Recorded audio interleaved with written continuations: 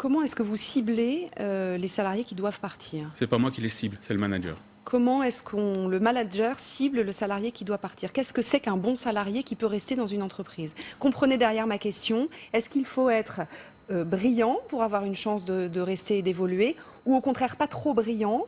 Voilà. Alors, il y a une qualité dans tous les grands groupes qu'il faut avoir, c'est être conformiste. Mm. Bien être dans le moule. Déjà, ça augmente vos chances de survie et de probabilité de progression. Ensuite, il n'y a pas de profil, parce que ça peut changer en fonction des besoins de l'entreprise.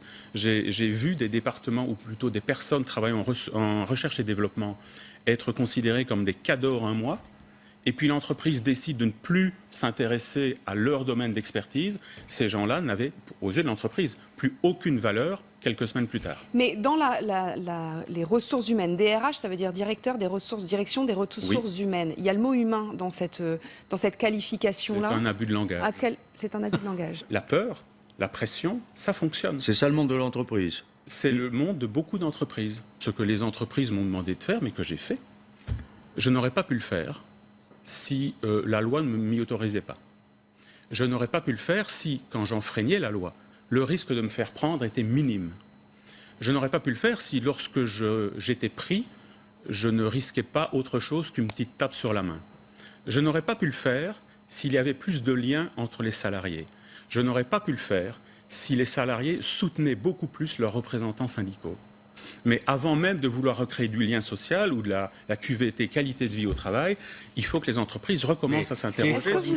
Qu'est-ce que c'est le travail? Pourquoi les gens viennent travailler? Je pense que s'il y a des conseils à donner, c'est d'abord d'être un peu plus solidaires les uns avec les autres. 1.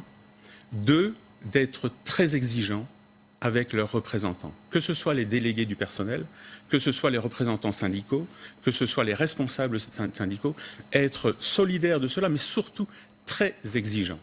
Exiger qu'ils posent les bonnes questions au comité d'entreprise. Les meilleurs délégués syndicaux que j'ai rencontrés sont d'abord des délégués syndicaux qui font que je n'ai pas pu et que les entreprises ne pouvaient pas faire tout ce qu'elles voulaient, mais c'est surtout des gens qui n'étaient pas dans le conflit, qui étaient intelligents, qui écoutaient ce qu'on leur dit et qui argumentaient argument avec argument. Ils n'avaient pas besoin d'être dans le conflit. Pourquoi? Entre autres, parce qu'ils savaient que quand eux parlaient, il y avait une bonne partie du personnel derrière eux qui les soutenait.